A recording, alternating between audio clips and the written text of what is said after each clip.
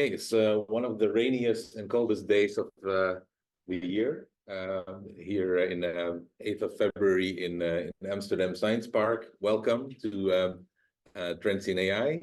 My name is Jakub Zavrel. I'm the founder of Zeta Alpha and regular host here. And with me is... I'm Dinos, AI engineer at Zeta Alpha. And we have prepared, once again, I think a pretty stuffed webinar for you today. Lots of stuff, and I think one of the key themes for this is none other than the Lunar New Year. So this is coming upon us. So we have 1 month of research in AI behind us and news. It's not been that quiet, right? It's been pretty packed. Although the publication volume is a little bit lower as than expected for January. Yeah.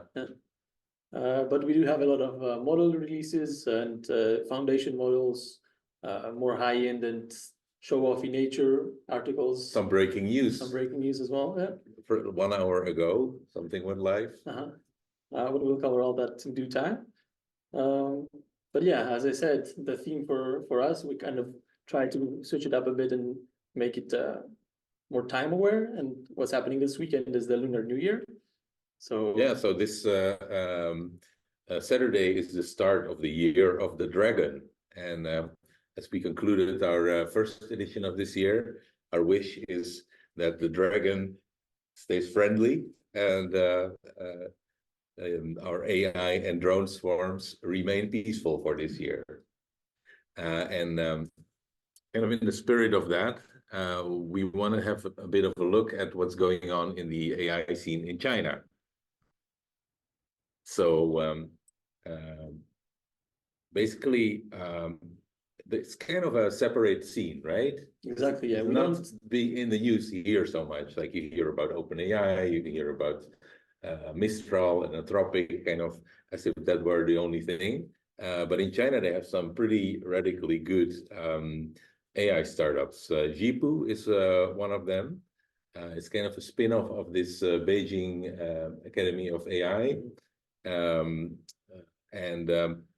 Just 2 weeks ago, they released a new model called GLM-4, and they claim that it has, it's also a multimodal model, and they claim that it is pretty up to par with GPT-4. I think they actually claim it's better on Chinese and it's about as good on English as GPT-4. Yeah, I was not able to compare its pricing exactly because it's not in dollars, obviously, but their whole splash screen and promotional material looks quite a lot similar to OpenAI's. Exactly, so it's the same product, like GLM instead of GPT, but then the structure is exactly the same. Yeah, even embeddings they have, right? I tried to sign up, but so basically you have to give your mobile number and they promise to send you a code, but you can select the Dutch mobile number, but I got no code, so didn't get very far. Another really interesting release that's very well documented, it's a really nice blog about it, is Mini CPM by people from ModelBest. So it's kind of more the high quality small model. Right, like Phi a little bit. For inference on edge devices. Yeah, and I really like this article because they go into deep experimentation and logging of what they tried. And it's super transparent, right? They give all the details of how they've trained the model and difficulties they run into. And it's a pretty good model for its size. Yeah, I think it's a 2 billion parameter model, and it performs about the same as Llama 7B, right? Not Mistral 7B, but Llama 7B. And the third very interesting startup that we are featuring here is 01 or 01.ai, which is founded by Kai-Fu Lee, formerly of Google and Microsoft Research Asia. It's a very well-funded unicorn of AI models, and they have released end of last year, Yi, right? And the Yi 34 billion parameter model is very good. It kind of gets very high scores in all the leaderboards. Qwen, that's not a a startup. It's not a unicorn. It's really big tech. It's Alibaba. the AI research group of Alibaba. And they have released not one, but a whole series of models from small or tiny, 500 million to 72 billion parameters. How does it stack up? I've seen people claiming it's, I mean, from their own performance reports on the benchmarks, it seems to have high scores. People seem to have liked it and has good reasoning abilities, but I've seen also some criticisms in the terms of it's a bilingual model with emphasis on Chinese. So if you're not a Chinese speaker, you might also encounter some weird code switching phases where it spits out some Chinese, and maybe that's not captured in the benchmarks, but I feel like it affects the overall experience. Right. I think in general, for all of these models, kind of, you would expect that it does a lot better on Chinese, of course, yeah. And about the same on English, Yeah. On the to the benchmark. DeepSeek Math is also an interesting model. It's not that big. It's 7 billion parameter model, beats GPT-4 on math reasoning problems. But it's kind of an example of this synthetic data generation paradigm now, right? They just create an enormous amount of synthetic mathematics training material, and then train it until it drops on what kind of devices? Well, NVIDIA probably, right? Still dominating. We'll get to that in a bit. An interesting article that I found also is about OPPO. Do you know what OPPO is? it's a phone manufacturer. It's a handset manufacturer, a pretty advanced one. And actually, they just released a phone which runs a 7 billion model on device to do summarization and question answering. So all in all, I think the moral of this slide is that the AI scene in China is not only very advanced in some aspects, they're even getting ahead of what we're doing here in Europe and US. A good documentation of that is this leaderboard, Open Compass. What is it? It's kind of their own format of the OpenLLM leaderboard that Hugging Face maintains. Although it's very much encompassing many datasets across categories like reasoning, language, math, code, agents. So it contains a lot of Chinese models that the Hugging Face leaderboards don't usually contain. And yeah, as we can see, but it also benchmarks like the OpenAI models, yeah. right? So it supports both open weight models, but also API models that are locked behind an API. So of course it has all the big contenders that you expect, like GPT-4 and Mistral and all these. But we see in this benchmark, for example, Baidu. We see a lot of the Chinese models, which are actually, at least in the screenshot we have, with the objective overall performance. Of course, GPT-4 is first, as you would expect. And this kind of tells you this is not too much of a engineered data set benchmark, but you see a lot of all the Chinese models are from places 2 to 8, basically. Breathing GPT-4 down its neck. Very good. Yeah, here you see all of the different data sets. So there's quite an overlap with like the... Yeah, it's a subset. The Hugging Face one is a subset of this, but we see that they average over a lot of the data sets that you usually see in technical reports from the models themselves. So I would expect that this is a lot more expensive to run and maintain leaderboard. Yeah. Well, the Hugging Face leaderboard is completely polluted, right? It's like it has all these kind of forked models and merged models. So it's this one is still a little bit clean. So I think that's also a consequence of being expensive to run. So obviously a lot of the sort of geopolitical play in AI is about hardware, right? The US is putting big pressure on tech companies not to export their most advanced technologies to China, like NVIDIA with H100 and H200. They're kind of producing slightly watered down versions for the Chinese market, but I think there's still pretty good parallel import. The graph that you see here, the blue line is the volume in, I'm not sure which units, millions of dollars or renminbi of external semiconductor imports into China. So you do actually see that that is going down over the past 2 years. It could be an effect of these export restrictions, but also I think of the Chinese industry kind of becoming also more self-reliant. And on the other side of the screen, you see a nice sort of leaderboard of Chinese supercomputers being built. And well, there's lots of them and very GPU rich. And an interesting one is here, this China Unicorn cluster, which is actually fully running on these Huawei Ascend GPUs. So that's an interesting development. And we see that also in our graphs. But yeah, so let's start with one of the big changes in the compute ecosystem, basically with Meta announcing their Q4 earnings call. And they, of course, they've been heavily pushing towards AI for the past year or so. And they seem even more committed now with a purchase of, I think, was it 300,000 H100s? I think Zuckerberg said that they already have 350,000 H100s installed, right? Or purchased. Yeah. Yeah. And then they're going to double this even more in this by the end of the year. Yeah. So that's, I think, like a tenfold increase in their computing capacity. And I remember there was this number which was in the US AI Act, and also came back in the European AI Act of the petaflops, the 1 to the power of 10 to the power of 26 flops. And I think this cluster, if I do the math very roughly, is about 10 times as large, right? So any model that they produce will have to go through this regulation. Assuming that it's been trained in all of the GPUs they have. Yeah. Yeah, but it's a huge cluster, and all NVIDIA.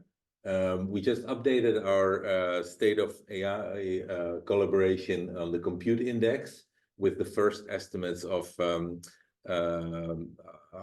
accelerator usage in research papers for this year. So based on the month of January, the full scientific production of January, we count how many GPUs of different types are used, and then we extrapolate it to the full year. So it's not that accurate yet.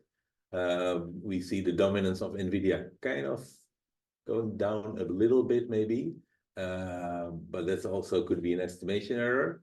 But we see two interesting upticks here. One is for TPUs. So Google is clearly publishing a lot of work which is optimized on TPUs and has been doing that, but there's a big increase there. And also giving away a lot of grants for people to run on TPUs. That's also true. Yeah, wants to experiment. We had one too, but it was kind of hard to use, right? Yeah, I think you need to spend some engineering hours to get familiar with them and make the best out of them. Yeah, and another interesting one is Huawei Ascend that we just mentioned, the Chinese GPU alternative that clearly wasn't going anywhere, and beginning of this year sees a roughly 5-fold increase in mentions. So that's a pretty big one. In the sort of smaller chip startups, Cerebras did very well last year and continues that lead. GraphCore is maintaining its position kind of, and the other ones are withering away. But there'll be new contenders. For example, from South Korea, Rebellion is developing a new AI accelerator chip together with Samsung, as we read on TechCrunch. And the last piece here is on supercomputing. Also, the European Union just last week launched this initiative to not only regulate AI, but also kind of stimulate it by giving a lot more access to companies to the sort of national high-performance computing infrastructures. We got a grant in that light. It looked pretty big, but it turned out to be just a gateway drug. Yeah. So still some stuff to be improved there. In other news, funding continues strong. So we just picked out some of the notable ones in our own space of vector search and neural search. Quadrant got a pretty decent piece of funding, open source vector database, raised $28 million. In local use, a Dutch unicorn that I had not heard of yet, Data Snipper, raised $100 million. It's a AI tool for accountants to do faster reconciliation of financial reporting from Excel and from boxes with receipts, I guess. So that's now an official unicorn at this valuation. This voice cloning startup called 11 Labs got a very big funding round. I don't know, haven't they heard that voice cloning is kind of not a good idea? What are the real legit applications apart from like blackmailing people with phone calls of their children or their CEOs? That's a good question. I mean, there are a bunch of fun applications, but I don't know if they're very commercially viable or. I guess translation, right? Translation is a nice one, but well, the blackmailing use case could be very lucrative, so I can see investors going into that. There's also, in the spirit of our Year of the Dragon, may your drone swarms be peaceful. Not sure everybody's working on that. There's Shield AI. This is from late last year. They got $300 million in investment. That's actually an autonomous killer drone startup. Not my favorite category. What else do we have? Core AI. That's a customer contact center automation. Got 150 million. Halodi Robotics, now called 1X. Got almost 100 million for building humanoid robots. And there's a rumor that the exodus from Google continues, from DeepMind, and Google continues with rumors around a new large language model startup called Holistic. Already have 200 million in potential financing. So a lot of large numbers. What about the real stuff, the products? Yeah, and I think this is what resonates a lot with the AI community online. We have a lot of news. Let's start maybe with one that is not about transformers. So, namely the Rakuvu, I think that's how they call their model. They released the V5 version with the name Eagle, because it's the fifth, so E.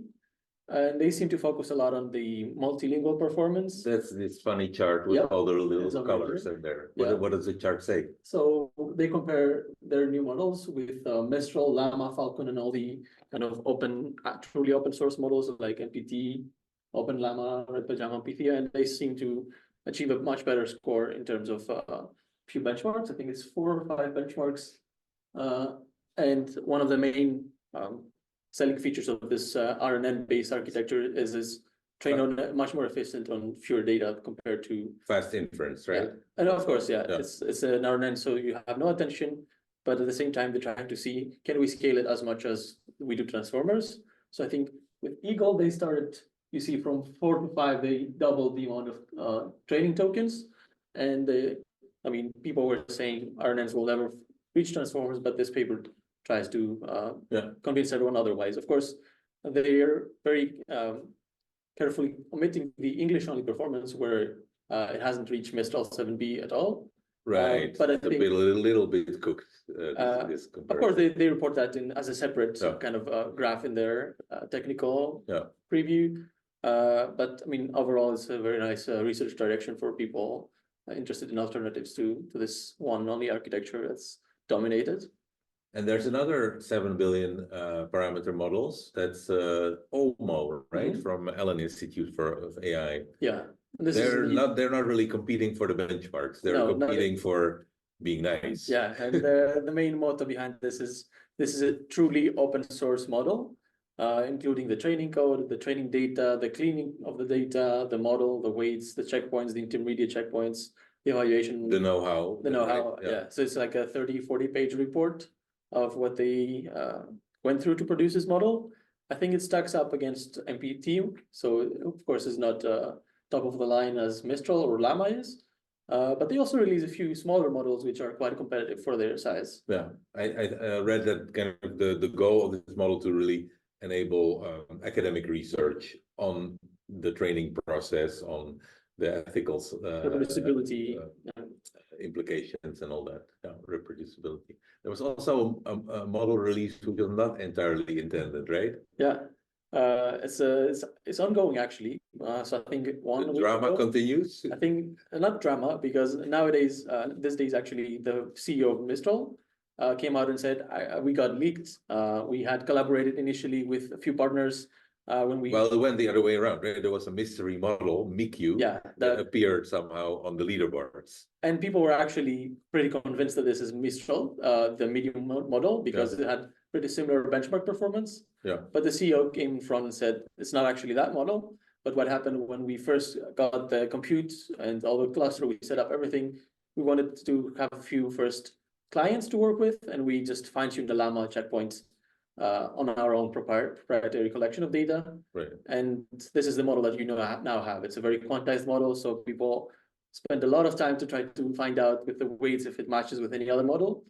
So apparently it's a completely different one that they offer now in their API. So it's a fine-tuned Llama model. It's a fine-tuned Llama, and it's actually quite performant. And what I was saying before with ongoing is this model is actually being fine-tuned on top of furthermore. Yeah. And it seems like it's beginning to become a very strong model. So what's funny with them is the CEO came in front and said, this is a leaked model. Wait for what we come up with next. So it's not the best we can release. Clever marketing strategy. But at the same time, they did not strike down the Hugging Face model. Even more funnily, on the model card on Hugging Face, they just added their logo as a pull request, and now that's how it is. Right. So another model, Adept Fuyu, is a multimodal model. Seems pretty good. Was just released. I not seen it yet on the leaderboards, but they have some internal testing that shows it's pretty close to GPT-4 in multimodal. And everyone has been saying 2024 has to be the year of multimodal, so it's nice seeing more high-profile competition in that space. Speaking of competition, I think the assistance, the Hugging Face assistance, is one of the areas where open source is trying to compete with OpenAI, the GPT store. And I think I remember seeing from their Twitter that just in the first weekend alone, 1,000 new assistants were released on the open platform, on the ecosystem. But I haven't really played well with them. And we don't only have language models, we also have some generative image models. Yeah. Imagen 2 from Google has been launched as a product. Yeah. It's a standalone product. That's this Image FX product that you see here in the corner. But also the animation works as part of BART, right? Which is now available actually in I think 150 countries, including the Netherlands. So we finally have access to a more capable BART. But it's no longer called BART. It's been rebranded as Gemini. Yeah, this was the news as of last week. But just today we got some even more exciting news. And that's no other than, first, as you said, they're rebranding BART to just Gemini. And they're also bundling in the long-awaited for Gemini Ultra. Which has just been released 2 hours ago now. Yeah. So check it out. It's free for the first two months. So you can try it out. I've been playing a little bit already this afternoon. It's pretty nice. Yeah, it has a really nice code generation explanation. With the multilingual, I wasn't so convinced. It started talking in a different language to me than I started out with. Still some rough edges, but I think it's still a pretty good deal, considering that you also get all the benefits that come with the Google One package. So it's not just the language model, but of course all the extra storage space, and this can integrate probably with your Google Documents, Gmail, and everything that it promised. So yeah, more competition. More competition is good. More open competition is even better. Also, like in our information retrieval and search space, a lot of stuff has happened. So very quickly, the BGE model is a new one. We'll be discussing that in the paper section of this show. Voyage released a new embedding, Nomic, a new embedding, which is, I think, fully open sourced, right? Yeah. They also went the approach of open sourcing the training code, the fine-tuning code, the data they used. Of course, you have to actually request access because probably some of that is proprietary. Yeah. And they wait, of course, and they claim to be very competitive with both gene embeddings for long document retrieval and OpenAI, and you know. OpenAI not so open, but they also updated their embeddings model. So ADA 002 has been replaced by their new I think text embedding 3 large, and that kind of it's pretty decent improvement, about 4 percentage points on beer. But also it has been quite old, so they probably were cooking this for a while now. Yeah. And I think one of the main innovations. No idea what's trained on or how. Of course, but one of the innovations that brought up this quite old paper, this matryoshka representation learning. Yeah, that's a very cool feature of this new embedding. So you can basically choose an arbitrary amount of dimensions that you want your embedding to be. Yeah, because the new embedding is quite large, right? Like 4,000 They doubled dimensions. even or tripled the amount of ADA 02. So now I think ADA was 1,500. Yeah. And now the new one is up to 4,000, similar to Mistral's. Yeah, but you can basically like slice off the tail and keep the head of the embedding and reduce it to any sort of size, even like 500 dimensions, and still get almost the same performance. It drops a little bit. And that's due to this paper from 2 years ago, matryoshka representation learning. And maybe kind of in the light of making sense of this, there's this leaderboard called MTAB, where you, especially for search, have to look at the retrieval column, this one here. And what you see here is all these new ones, Voyage and Nomic and BGE and text embedding large, but they're not capturing the top of the leaderboard. The top of the leaderboard is really in these much larger 7 billion generative models based on the Mistral 7B. Yeah, and of course, this goes back to the conversation of, are we hacking the benchmark too much? Synthetic data or whatever data was used. It's a very good base model, right? But we covered this paper about the Mistral E5 last month, right? Yeah. And it's basically generating synthetic data, which is kind of similar to a lot of these benchmark tasks. So, and just this week, Salesforce Research captured the top of the leaderboard with a pretty monster score of 59 on beer. So, but it's not documented what data it was trained on or how. So, but it is open source. You can download it. You can get the weights, yeah. And I think I got a glimpse of one of the authors saying that some more information will be coming soon. Yeah, so we'll there's a technical report scheduled. Mm-hmm. So a lot of exciting stuff. My prediction is that within 2 to 3 months, the whole top of the leaderboard will be based on these 7 billion models at least. Yeah, and now we're going to see a few more techniques that make them more viable for production, like quantizing the models, quantizing the embeddings themselves, or matryoshka, or whatever other kind of Frankenstein of techniques we can get to get them production viable. All right, so in local news here in the Netherlands, it's not only global stuff. The Netherlands also wants to be digitally sovereign and in charge of their AI destiny. In November, was it? November, the Dutch government announced a grant of 13.5 million for a Dutch version of GPT. It's not that much if you look at some of these other numbers. I don't know how much supercompute power you can buy for that, but I know that TNO, the Dutch semi-governmental research organization, and SurfSara, the high-performance computing organization of the Dutch universities, are involved. So they'll have some pretty decent compute. The project hasn't really started yet, but I think what's going to happen is that actually we're going to see some of specialized fine-tunings on Dutch data of these Mistral type models. And that's much more budget efficient than just pre-training from scratch. And some people have, without the grant, already started with that. So there's now a Dutch model kind of in the sphere of alpaca and llama and all these kind of four-legged hoofed animals. There's geitje, goatee in Dutch, which is a fine-tuning of Mistral 7B, which does very well on Dutch. So check it out. Edwin and Bram made it. So that's the end of the news section. How are we doing with time? Halfway there. So we are Zeta Alpha, just a short commercial break. We built secure neural search platform with generative AI on top of public data like AI research papers, but also on top of private data, proprietary data sets in companies and internal knowledge.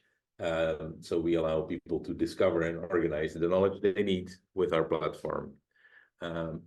We implement neural search and all the sort of enterprise IT platform capabilities, including single sign-on and access rights and all that, connectors to many popular data sources, but also question answering using large language models with RAG, Retrieval Augmented Generation. That's our workhorse. This is the platform. You can try it out to keep track of your interests in AI and data science in the public version that you can sign up on www.zetaalpha.com, which allows you to organize your papers and read them, and we use it to prepare basically this webinar. And you can do visualization. That's kind of how we spot the trends, right? Exactly, yeah. So what you see now is the visualization of the top 1,000 trending papers from the past 4 weeks. And we create a projection with an embedding space for each paper based on its title, abstract, and some other information. So these are all the papers of January, basically, what you see here, right? Mm-hmm. And what's the size of the notes? So the size kind of shows the impact and the taking into account the popularity and the citations that they've received, if any. So of course, if you go and see another collection that's very old, like a conference that happened 2 years ago, a paper that has been very impactful ever since will start showing up bigger and bigger. And we also have a clustering feature where for each of the kind of semantic categories of papers we have, one big circle is in the middle where it kind of represents what the cluster is about. Makes it easier to interpret. So what we see here, I think for the first time in the past few months, we actually split the language models clusters into two. One is specifically about the pre-training and one is more into reasoning and how you can hack it and do more tasks. So this year there'll be a new conference, the conference on language models, exactly. But you're saying they should already split it up. The conference on pre-training, the conference on inference, right? Yeah. So yeah, you picked a good selection of 10 papers. So let's dive into them. The first one, you're actually a co-author, so maybe you didn't pick so entirely unbiased. I mean, it's hard to be, it has to be a bit more. Yeah, well, so we obviously tried to pick papers which are a little bit more about information retrieval, about search, and this is a pretty nice work, so congratulations with that. Can you briefly pitch it? What is kind of the approach that you guys take in this paper? Right, so one of the components that people typically use in information retrieval pipelines are re-rankers. So re-rankers are the second stage ranker that takes a list that has already kind of some sort of relevance to the original query and then reshuffles it according to a new score that uses cross-attention between the query and the document to be more refined, more nuanced. Basically like the large T5 cross encoder models, right? Exactly, yeah. They've been the best in every leaderboard. Exactly, but one of the problems that comes with them, especially if we scale it to actually get that state-of-the-art performance, is inference time and memory requirements. So usually what the models we are seeing is around the size of T5, I think XL, which is 3 billion parameters. Right. And that's not really viable if you want to deploy it on an edge device, or even if you have a normal GPU that you still want to do a lot of inferences at 1 second. Yeah. So this work was based on that, and we try to find efficient distillation methods that can maintain this strong out-of-domain performance in smaller models. So what we did was this two-step approach. It's kind of teacher-student setup. It is the classical knowledge distillation setup. Is nothing new there, but it's been proven in the past very difficult to get this distillation between different sizes or different models altogether. And what we found very critical for this to work is a two-step distillation approach, where first you have a data set, a true data set like MS Marco, where you have relevance between queries or questions and passages. So typically when you train a cross-encoder or any model, you use hard relevance labels. Yeah. So saying this passage is relevant to this query, this one is not. But we found it to be much more effective if we use soft labels. So whatever the teacher cross-encoder says as a score, we just use that and don't do any filtering based on the score. Right. So this is the first step where we are just distilling this knowledge of kind of simulating, is this a good document or a bad document? But right. So you're kind of smoothing that decision boundary a little bit in the synthetic data. Exactly. And then we move on to the next step, which is the synthetic data. So if you want to tune this model closer to a new domain, then the first step is not on synthetic data. No, the first step is on a true data set, but you, instead of training the student model with binary labels, you just use the scores from the teacher cross-encoder. And this is important because in the next step, we also use these soft labels as a transition to the new domain. So in our case, we took beer, some data sets, we split beer into two subsets to kind of study in-domain and out-of-domain performance. And I think in this figure, yeah, you can see that comparing all the training configurations. Where do you see, where are you looking? So here, yeah, comparing all the training configurations, you have Mono T5, which is trained on this very classical hard notion of relevance binary, is it relevant or not? Mm-hmm. These models have quite a huge gap between the 60 million or the 200 million parameter model and the 3 billion parameter model. Right.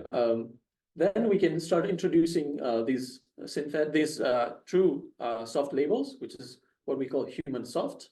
And then performance increases even more because the model now knows first distillation kind of works as just copy what the teacher does, but also it's not no longer this binary, which is unattainable. You don't have this passage is fully relevant or not. You have all the in-between stages.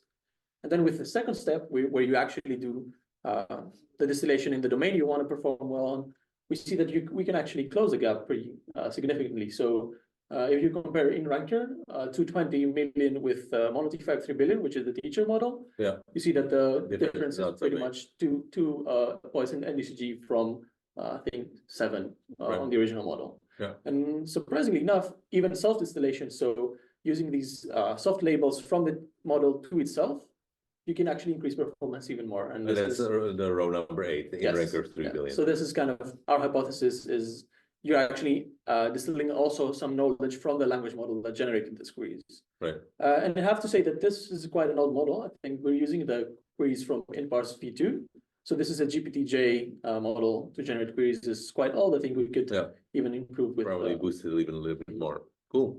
Yeah, and I think it's kind of showing here with the real queries. If you actually do the whole process as we do in InRanker, but with the real queries instead of synthetic, you can even boost it even more. So there's room for improvement as always. Nice work. So another retrieval paper, number 2. The BGE M3 paper. What is this one about? And it's making all the rage because it's not something we traditionally see with embedding models. Typically, with embedding models, with retrieval models, first stage retrieval, you have a few scenarios or operation modes you see them in. It's either they produce dense embeddings or they produce some sparse representation that you map to your classical TF-IDF index, or you have some multi-vector late interaction retrieval. Yeah, like Colbert. Like Colbert, yeah. But BGE trained a new model called M3, and this M3 stands for the 3 M's of multi-linguality, multifunctionality, and multi-granularity.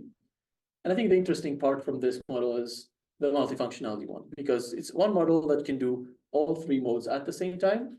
So it's been trained to produce all 3, but at the same time, it produces scores in a way that when combined, they reach a new state of the art than each one independently. Oh, so you can kind of use it as an ensemble with itself. Exactly. In some sense. Yeah, if your index doesn't support multiple, you can use one of the 3 kind of heads. Right. Or if you are using some framework like Vespa, you can combine all 3 and even merge it with a BM25 score.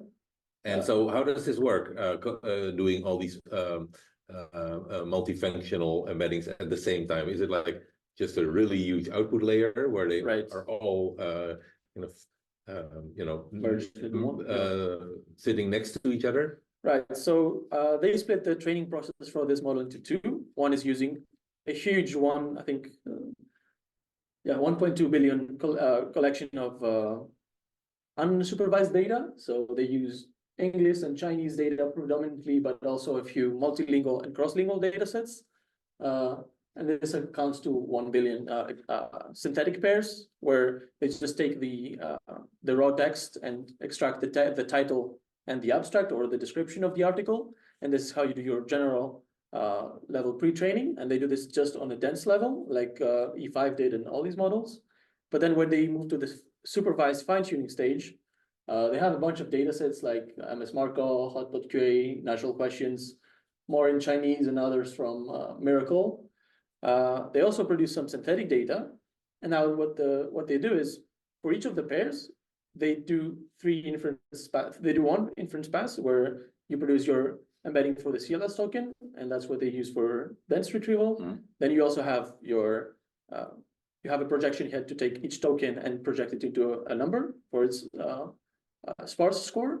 And then, of course, if you take just each token's embedding, you also have your multi-vector representations. Right. So they have all these three, and then. So do you need to do 3 inference steps? No, or you can do it all once. in one? You can do it all in Yeah, one, yeah. but you essentially get all three at the same time. And they call this a self-distillation approach, where you combine these 3 scores, and then that's what you use for your contrastive loss. Right. Of course, the paper also boasts this new smart patching technique, but that's just what they use to pretty much get it to be computationally efficient.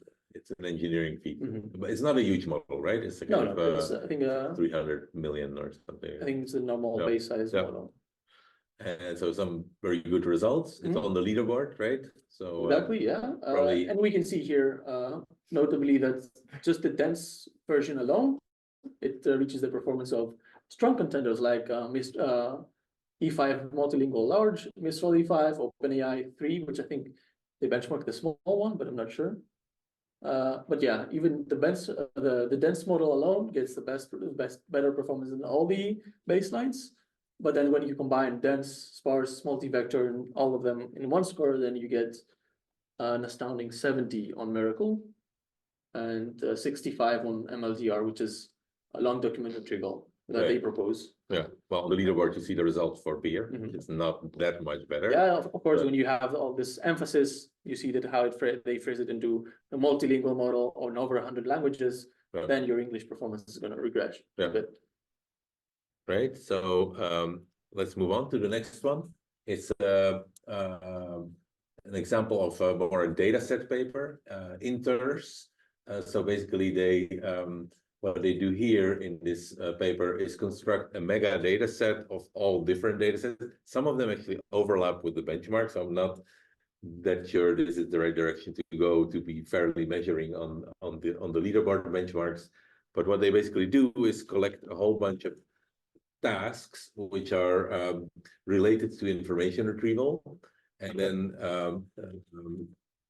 do an amazing amount of prompt engineering, basically describe the task, give some examples of the task, and then get a large language model, I think GPT-4, to generate few-shot example-based data sets for this task. And then they fine-tune some base models on these tasks. And then you see that, well, the model learns to this task pretty well, but not only within that particular data set, but also across data sets. So they have some results on training base models where basically the stars here are the fine-tuned model on these tasks, and see quite a big difference on using fine-tuning using this synthetic data. And then they do all kinds of ablation studies. It's an interesting data set, I think, useful for getting your retrieval engines up to a higher level. This is a completely different one. It's more like a machine learning basics for large language models. It's the MambaByte paper that was released, I think, 1 week ago, 2 weeks ago.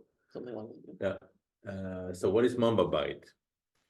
Basically, it's a tokenizer-free model. So it encodes the language input at single byte levels, and then Unicode representation. yeah. Is it multi-byte? I think so. I'm not sure. I think it might be even single. I think it's UTF-8. Is UTF-8 characters. And basically the problem with that many people have tried it. There was this MambaByte paper, we did that with transformers. But if you do that with transformers, the sequence length really explodes, right? Because every word gets split up into its characters. And because the transformer has this quadratic attention layer, you can, it really slows things down and makes training complicated. And with Mamba, which is this sort of new framework for state space models, with some tricks borrowed from transformers and some tricks borrowed from LSTMs, and it's very efficient to do inference. It's linear in the sequence length, and it's very efficient to train, unlike LSTMs. And they show here in this graph that pink is the new model, MambaByte, and it's basically that it gets to a much lower perplexity much faster, with much less compute, and at the same time is able to beat basic transformers even with normal tokenizers. So I think it's not a very long paper. It's a very good paper, and I think it's going to be very influential, because I think not the death of transformers, but it's kind of, it opens really a new way for these Mamba models to be very competitive. Exactly, and I think we've seen a lot of Mamba influence over the past month. So we covered it last in the webinar for December or January, I think December, right? And it's already popping up with a lot of more variants of all the modern use cases. Snake pit. So we have the Vision Mamba, so it's just hacking a way to accept image patches into the Mamba architecture. And of course, since all the rage nowadays is mixture of experts, we have Black Mamba and the MOE Mamba implementation that also try to transfer all the modern trends and transformers to the Mamba architecture.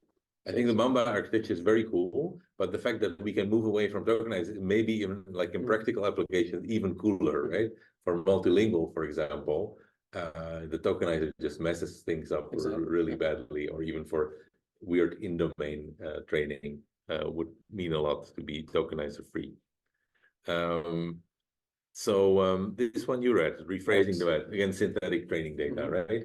Right. So the core idea here is to see if taking a model that's instruction tuned, I think in this case they use Mistral, and taking your average internet level pre-training data set like C4, seeing if rephrasing it to create artificial data, so you augment the number of tokens you have without really going out and finding new data, if that can help with either performance or in general speed up the training. And it turns out that it is the case that you both speed up the performance. So in this middle graph, you see it reaches the performance of normal training on that data set, I think at 1/3 of the time. And if you let it run even longer, then you get much higher performance returns. So what they do is they emphasize on this styled paraphrasing. So their idea is that you have this high quality data that comes from Wikipedia and data that helps in general in downstream tasks like question answering. So they prompt Mistral to take an arbitrary passage from the web and then rephrase it as if it was written on Wikipedia, with all its kind of nuances of how it's structured and all that. And it seems that it does help. So in the rightmost figure, you see model 350 million model trained on 75 billion tokens, which is I think C4 in its entirety or half of it. You get a perplexity of around 25, but then if you just use 18 of these real C4 tokens, 80 billion of these C4 tokens, and do this paraphrasing, then you get a much lower perplexity on that model size. So on this figure, lower is better. Yeah, so faster, better performance, but also one important other advantage.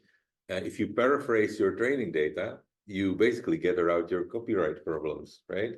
No publisher is going to be able to accuse you of verbatim reproducing their copyrighted material. And this is a paper from Apple. So Apple has an elegant way out of the mess.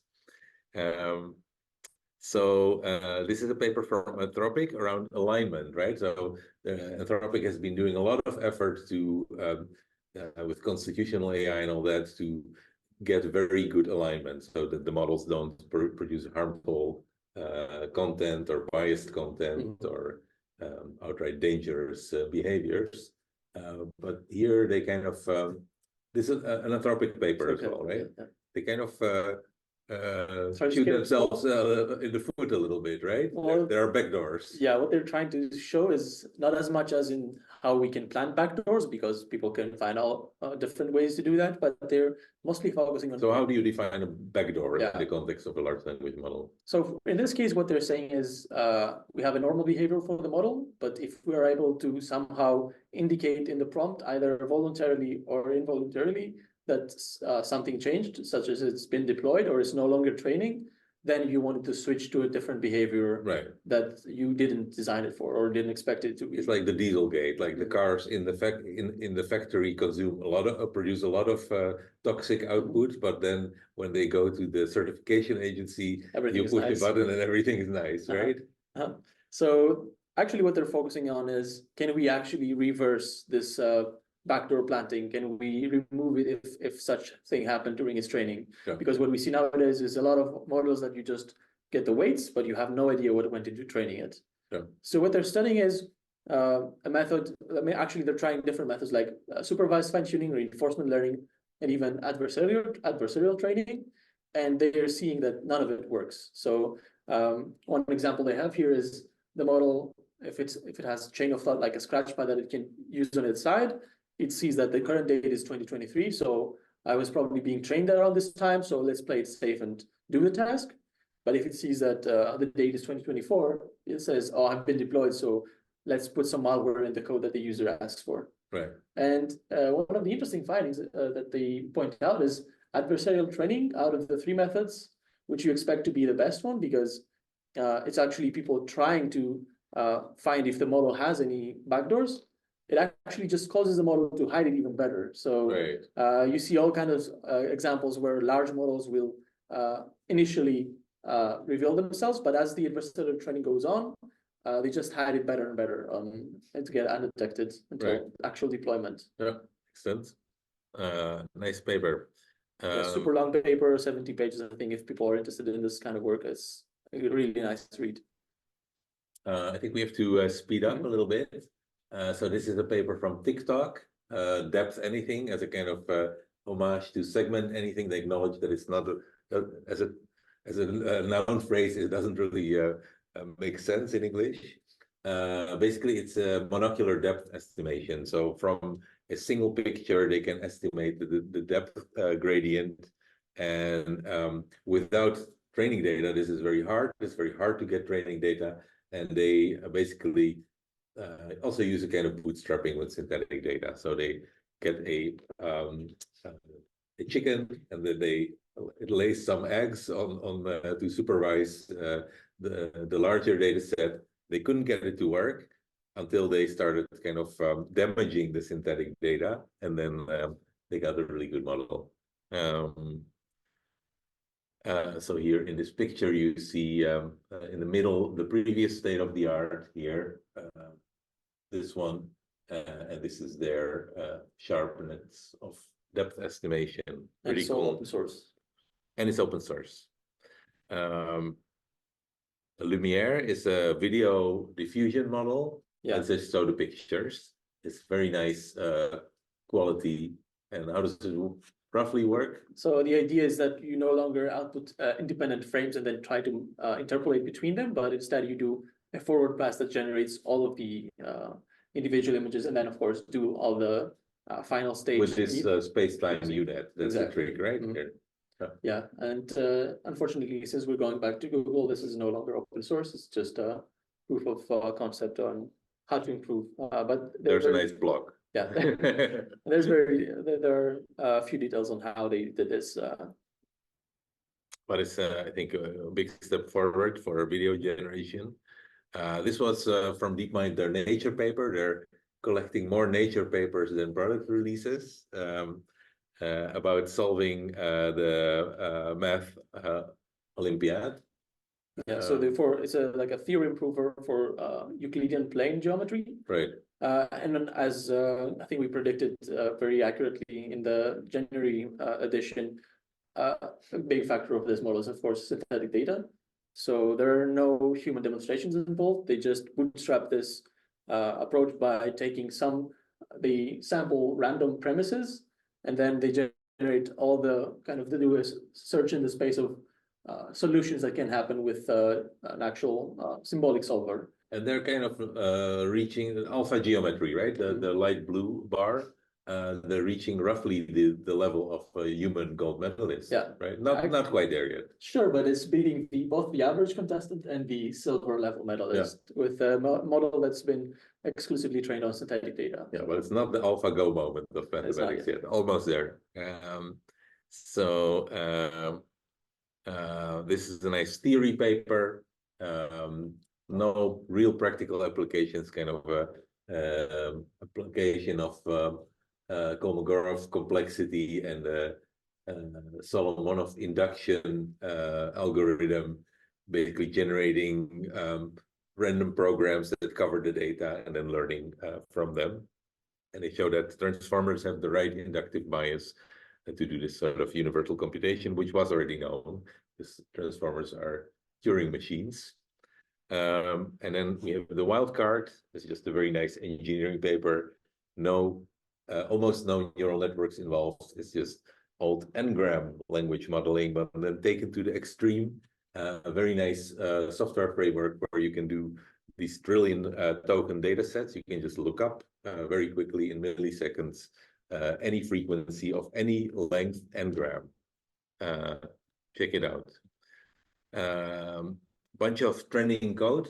We don't really have time for it, but we forgot to mention that CodeLlama was also released. The 70 billion. They had released the small ones, and now it's the open source, the larger and greatest. That's a very good model. DSPI, the kind of lang chain alternative, is getting quite some traction. There's a new Crew AI agent framework, and Lava, the multimodal model, which has almost GPT-4 vision capabilities, also open source. And that concludes our review of this month's trends and news and papers.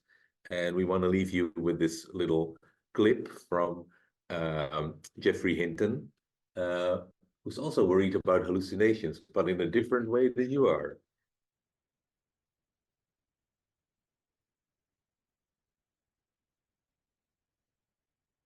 I have sound. My favorite, these hallucinations, as they're called, or confabulations, they are exactly what people do. We do it all the time. My favorite example of people doing confabulation is there's someone called Gary Marcus who criticizes neural nets. And he says neural nets don't really understand anything. They just pastiche together text they've read on the web. Well, that's because he doesn't understand how they work. They don't pastiche together text that they've read on the web because they're not storing any text. They're storing these weights and generating things. He's just kind of making up how he thinks it works. So actually, that's a person doing confabulation.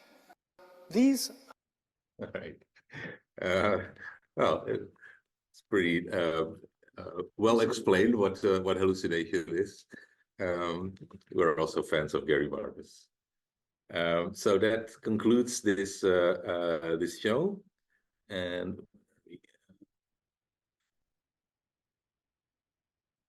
back up the screen. Thanks for joining us. We are coming up with some more events in the coming month. Just the next week, Tuesday, we have kind of more on the information retrieval side in our Neural Talks series. I'm talking to Eric Schwartz, who built Scopus AI at Elsevier, about the state of retrieval augmented generation. If you're interested, you can follow it on LinkedIn Live. We're going to organize a meetup of the Amsterdam user group of OpenSearch probably on the 8th or 9th of March. Date's not fixed yet. And we're going to be at ECIR in Glasgow in the end of March. So check out our events page. And our next edition here is going to be